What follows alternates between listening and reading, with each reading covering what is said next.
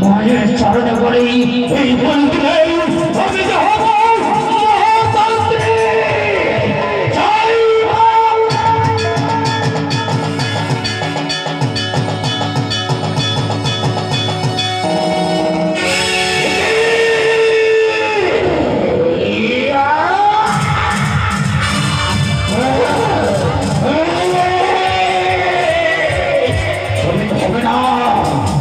হবে না আমার মহাতান্ত্রিক হবো তবে আমি সত্যি করতে পারবো না এসব মানব নাই তবে আমি হতে পারবো না মহাতান্ত্রিক।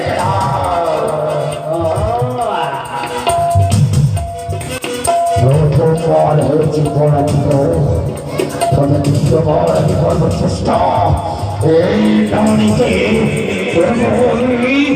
নিজ হস্তে বলি তবে ওরে শাসা দেখে এই নদী আমার হস্তে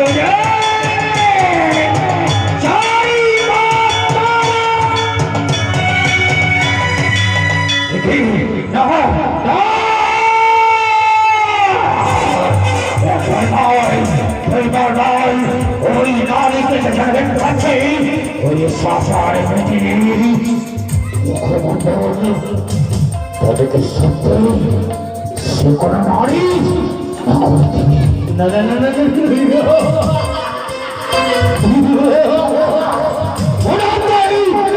আমার ভুল হচ্ছে তবে শেষ মানের মতো এই সুন্দরী রমাই নেই আমি করতে পারো বলে তারপরে হতে পারবো আমি মহাতান্ত্রিক যাই না ওখানে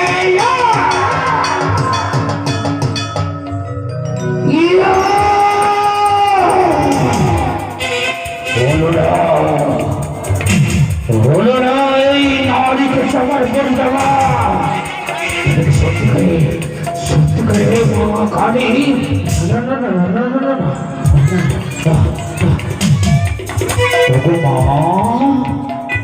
বাবা বলো বাবা তুমি কি মানবী না কোনো দেবী? বাবা গো আমি কোনো দেবী নই বাবা, আমি এক মানবী রয়েছি গো বাবা, রক্তে মাংসে ঘরে এক মানব রয়েছি আমি। বললে হ্যাঁ বাবা রক্তে গড়া রক্তে মাংসে গড়া মানবী হ্যাঁ কেন আমার হস্তে ছিল খড়ক যে খড়কটিকে পত্র দেন নরবলি সেই খড়কের সম্মুখীন হলো কেন ওই বেটি শাসন কালে আমার কাছে জানতে হবে বাবা। তবে বলতে পারো কি গো বাবা?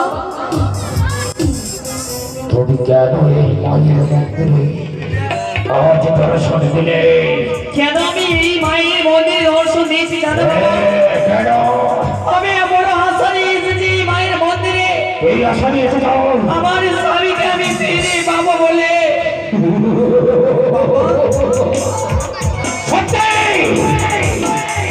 সত্যি তোর স্বামীকে ফিরিয়ে পাবি বাবু বেশ বাবা।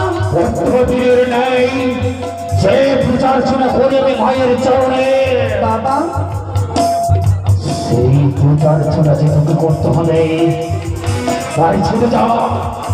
ওই যে দেখা যায় এই গভীর অরণ্য জঙ্গলের পরে বাবা একটি গ্রাম, সেই গ্রামে গিয়ে কিছু পয়সা ভিক্ষা করে বাজার থেকে নিয়ে আসবে মায়ের পূজার সামগ্রী। বাবা মাকে পূজা অর্চনা করে যদি করতে পারিস তুই সন্তুষ্ট তবে মা সন্তুষ্ট হয়ে তোকে আশীর্বাদ করবে। মায়ের আশীর্বাদেই তুমি পাবে তোমার সীমান্তের সিঁদুর।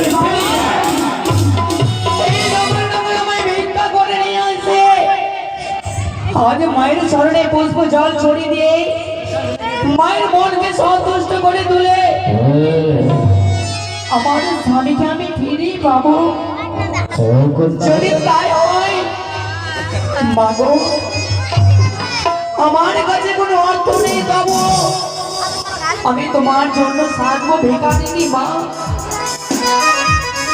আমি তোমারই পুজো করে যাব, তোমারই পুজো করে যাব মা। জানিস রে মা, জানিস কি গো বাবা? তোর মরা ফটোকে এই মায়ের মন্দিরে রেখে তুই শুধু জগদানে শহরে মায়ের প্রিয় সমগ্র নিয়ে